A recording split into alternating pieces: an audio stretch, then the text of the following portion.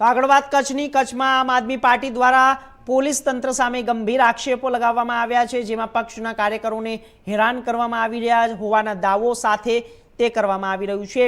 ભુજ ખાતે આપ નેતા સંજય બાપટે પોલીસ વિભાગ સામે આક્ષેપો કરતા જણાવ્યું કે રાજ્યમાં પક્ષના કાર્યકરોને યેનકેન પ્રકારે પરેશાન કરવામાં આવી રહ્યા છે. તેમણે દાવો કર્યો કે અત્યાર સુધીમાં લગભગ 45 કાર્યકર્તાઓ સામે ખોટી ફરિયાદો નોંધાઈ છે. 160 જેટલા કાર્યકરોની અટકાયત કરવામાં આવી છે. સંજય બાપટે વધુમાં જણાવ્યું હતું ને આ પ્રમાણે તેમણે આક્ષેપો લગાવ્યા હતા.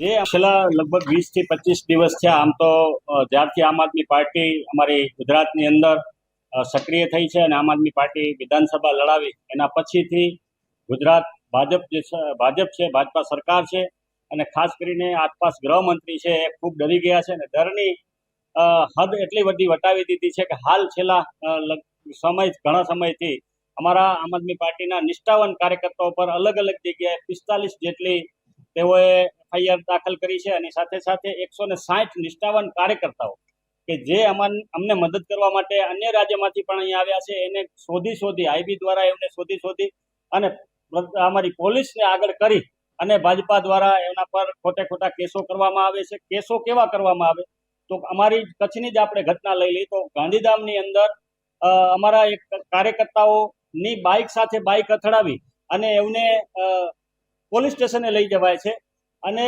ત્યાં કને એમને આખી રાત ત્યાં ગોંધી રાખવામાં આવે છે. એ જ ઘટના અમારે ભુજની અંદર થઈ. અમારા 4 જેટલા નિષ્ઠાવાન કાર્યકર્તાઓને રાત્રે એલસીબી પોલીસ લઈ આવે છે. ક્રાઇમ બ્રાન્ચ દ્વારા એમને રાત્રે એમને કોઈ પણ જાતની એફઆઈઆર દાખલ કર્યા વગર એમની સાથે અમાન્ય વર્તન કરવામાં આવે છે, એમને દબાવવામાં આવે છે, ધમકાવવામાં આવે છે અને બીજા દિવસે સવારે અહીં ભુજથી ઉપડતી ટ્રેન મારફતે એમને ટ્રેનમાં બેસાડી અને કહી દેવામાં આવે છે કે જો હવે તમે અહીંયા પાછા આવશો, પરત ફરશો તો તમારા પર અમે ફરીથી ગુનાઓ દાખલ કરીશું. એટલે આ પ્રકારે પૂર્વ કચ્છ હોય, પશ્ચિમ કચ્છ હોય કે ગુજરાતની દાહોદની હોય, ડીસાની હોય, જામખંભાળિયાની હોય, દ્વારકાની હોય કે અમરેલીની હોય, આ તમામ પોલીસ દ્વારા ગુજરાત ભાજપા દ્વારા પોલીસને આગળ કરી અને ક્યાંક ને ક્યાંક આવા ખોટા કેસો કરવામાં આવે છે. એ જ રીતે વાત કરીએ તો અમારા ડોક્ટર કાયનાત અંસારી પૂર્વ કચ્છ જિલ્લાના પ્રમુખ છે.